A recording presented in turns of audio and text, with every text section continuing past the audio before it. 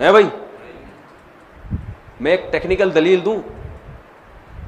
देखो नबी सल्लल्लाहु अलैहि वसल्लम का जो यौम विलादत था ना, पीर का दिन था। कौन सा दिन था? पीर का दिन। ये तो सही हदीस से साबित है। अब सवाल पैदा होता है कि यौम विलादत क्या ईद का दिन हो सकता है कि नहीं हो सकता? बहुत से लोग कहते हैं यौम विलादत क्या है? ईद का दिन है, ईद मिलादुन नबी कहते हैं ना। तो हम अल्लाह उसके रसूल से पूछते हैं कि या रसूल अल्लाह सल्लल्लाहु अलैहि वसल्लम, आप बताइए कि आपका विलादत का दिन क्या ईद हो सकता है कि नहीं हो सकता? तो मुसलमानों के यहाँ दो तरह की ईदें होती हैं, एक बड़ी ईदें और एक छोटी ईदें।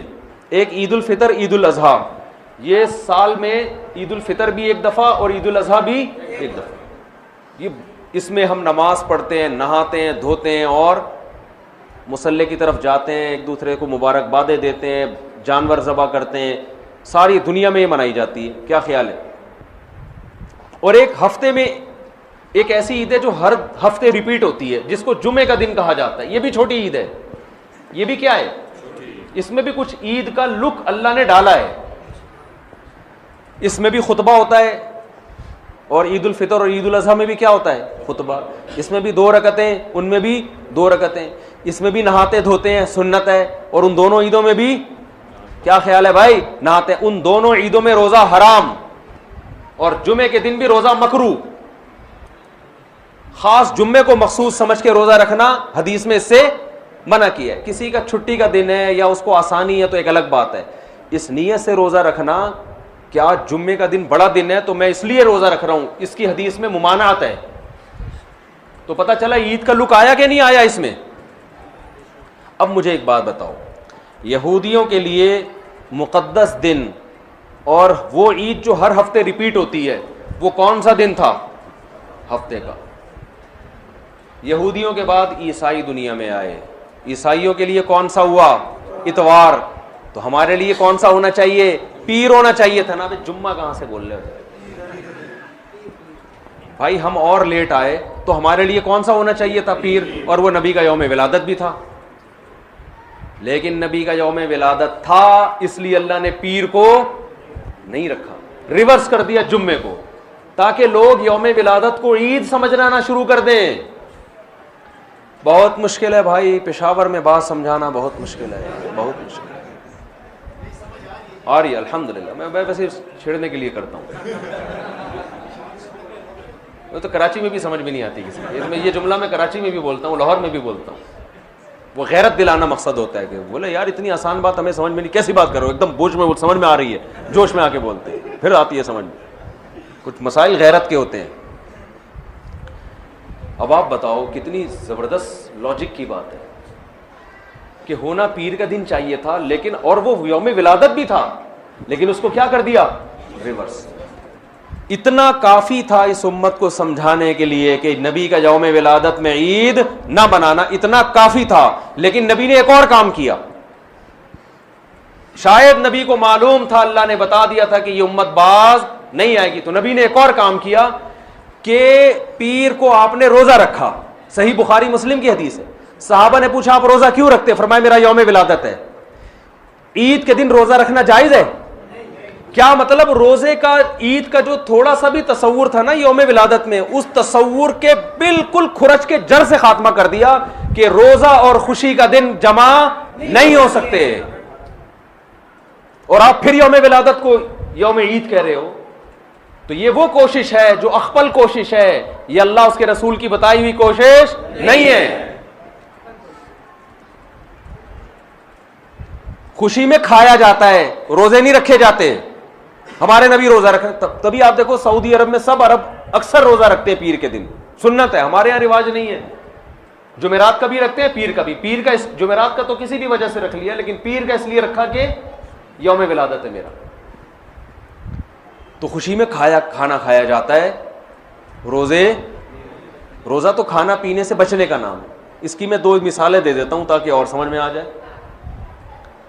आपकी शादी हो गई, फर्ज करो,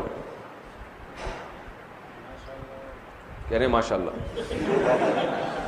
फर्ज करो शादी हो गई। दोस्त मिलते हैं, यार सुने तेरी शादी हो गई, खुशी में क्या खिलाएगा, यही कहते हैं ना। आपने कहा इतनी मुझे खुशी हुई है कि कल सुबह ना मैं नाश्ता करूंगा ना तुम नाश्ता करना, हम खाने से क्या करेंगे, अवॉइड करेंगे। तो कहेगा भाई तेरा अब्बा बाप दुनिया से चला गया है जो गम में नहीं खा रहा तू। हदीस में आता है ना, जिस घर में मैयत होती है तो लोग गमजदा होते हैं तो उनको खिलाओ जाके, क्योंकि वो खा नहीं सकते बेचारे, गम में होते हैं, पकाते नहीं है। आपका बेटा पास हो गया इम्तिहान में अच्छे नंबरों से, लोग पूछते हैं भाई बड़ा मज़ा आ रहा है यार, क्या खिलाएगा? आपने कहा डिनर का नागा है, आज तुम भी रात को भूखे सोगे और मैं भी भूखा सोऊंगा। तभी ईद के दिन रोज़ा नहीं है भाई। रोज़ा और ईद एक दूसरे के बिल्कुल अपोजिट हैं, जिद हैं। हमारे नबी ने यौम विलादत में रोज़ा रख के बता दिया कि आज का दिन ईद नहीं हो सकती। और एक और बात, मुसलमानों की ईदें ईद उल फितर और ईद उल अजहा रात में होती हैं, सुबह होती है? बोलो ना भाई, क्रिसमस सुबह होती है रात को होती है? रात में होती है। इस्लाम में ईदें सुबह के वक्त में रखी गई हैं क्योंकि रात में इंसान शराब कबाब की तरफ जाने का खतरा, अय्याशी की तरफ, रंग रलियों की तरफ जाने का खतरा ज्यादा होता है, बत्तियों की तरफ जाने का खतरा ज्यादा होता है। तमीज से नहीं मनाता वो। सुबह बदतमीजी से ईद मनाई नहीं जा सकती सुबह के टाइम में, है भाई? सुबह तो नहा धोगे नमाज पढ़े। जुम्मे को भी दिन की रोशनी में रखा गया, जुम्मा रात में नहीं रखा गया।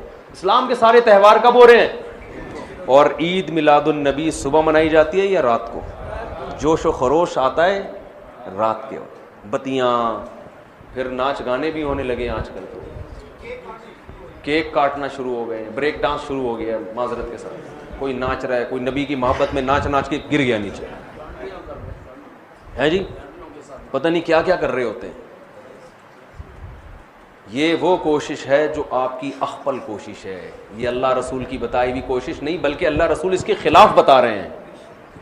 समझते हो बात को कि नहीं समझते हो? तो छोड़ दो ये सब कुछ। तो अल्लाह ने कुरान में क्या फरमाया? पहली शर्त नीयत आखिरत, दूसरी शर्त कोशिश भी करे, तीसरी शर्त कोशिश भी अपनी नहीं बल्कि आखिरत वाली कोशिश, चौथी शर्त वहुवा मुमिनुन, तौहीद परस भी हो, ईमान भी हो।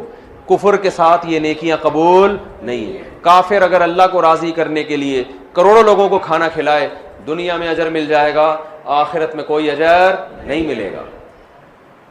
तभी गैर मुस्लिम मैयत के लिए दुआ नहीं कर सकते, जिंदा के लिए कर सकते हैं। गैर मुस्लिम तो मर गया तो उसके लिए दुआ की भी, रेस्ट इन पीस भी नहीं कह सकते उसको आप, जो मर गया। आजकल लोग कह रहे होते हैं उसकी रूह को अल्लाह जो है ना अमन में रखे, बस अल्लाह ने पाबंदी लगा दी। तो वहुवा मुमिनुन, ईमान क्या मतलब? मजार परस्ती ये ईमान है या शिर्क है? शिर्क है ये।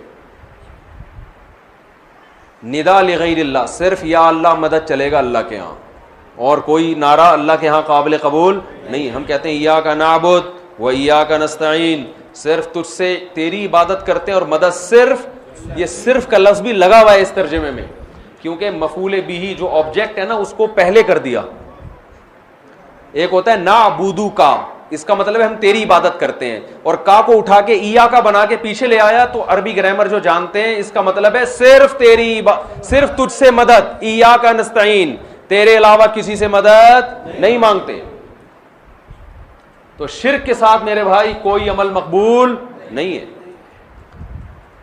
तो ये चार बातों पर आप अमल करेंगे तो फउलाइका काना सायुहुम मशकूरा, अल्लाह फरमाते हैं इनके थोड़े पर बहुत ज्यादा दूंगा मैं।